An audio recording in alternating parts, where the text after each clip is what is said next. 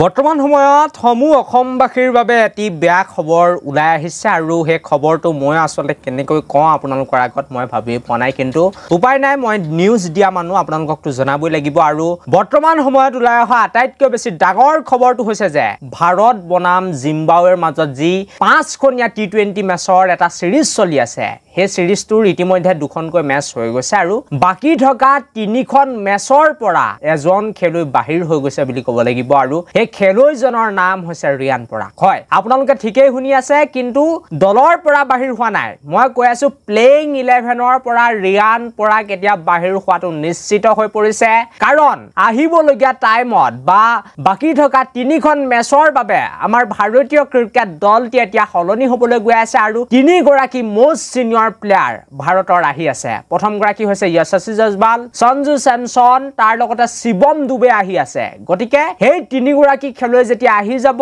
Riyan Parag group Jurel এনেকা যিসকল উঠি অহা প্ৰজন্মৰ খেলুৱৈ আছিল তেওঁলোক এতিয়া বেঞ্চত বহাটো নিশ্চিত হৈ পৰিছে আৰু আপোনালোক সকলোকে মই বৰ্তমান সময়ত ওলাই অহা ডাঙৰ খবৰ বেয়া খবৰটো জনাই আছো যে সমূহ অসমবাসীৰ বাবে হেতু বেয়া খবৰ যে ৰিয়ান পৰাগ হয় ৰিয়ান পৰাগ আহিবলগীয়া টাইমত যি জিম্বাবৱেৰ লগত টি20 সিৰিজ আছে প্ৰায় 3খনকৈ মেচ বাকি আছে সেই গুটেই 3খন মেচত হয়তো খেলি নাপাব পাৰে যদিহে কোনোবা খেলুৱৈ আঘাতপ্ৰাপ্ত হয় তেতিয়াহে ৰিয়ান পৰাগৰ নাম্বাৰ আহিব যদি কোনোবা খেলুৱৈ অলপ ছুটি লওঁ বুলি কয় বা ৰেষ্ট লওঁ বুলি কয় তেতিয়াহে ৰিয়ান পৰাগৰ নাম্বাৰ আহিব কিন্তু বেলেগ যদি অন্য খেলুৱৈসকলে সিনিয়ৰ প্লেয়াৰসকলে যদি কয় আমি খেলিব বিচাৰো গুটেই 3খন মেচ তেনেহলে ৰিয়ান পৰাগৰ কোনো ভাৰতীয় টিমৰ প্লেইং 11ত ঠাই নাই বুলি বৰ্তমান সময়ত খবৰ ওলাই আহিছে আৰু আটাইতকৈ প্ৰথমতে এই খবৰটো আপোনালোকক মই জনাবলৈ চেষ্টা কৰি আছো আমাৰ চেনেলে জনাবলৈ চেষ্টা কৰি আছে আৰু যেটো ৰিয়ান পৰাগে ভাৰতীয় ক্ৰিকেট দলৰ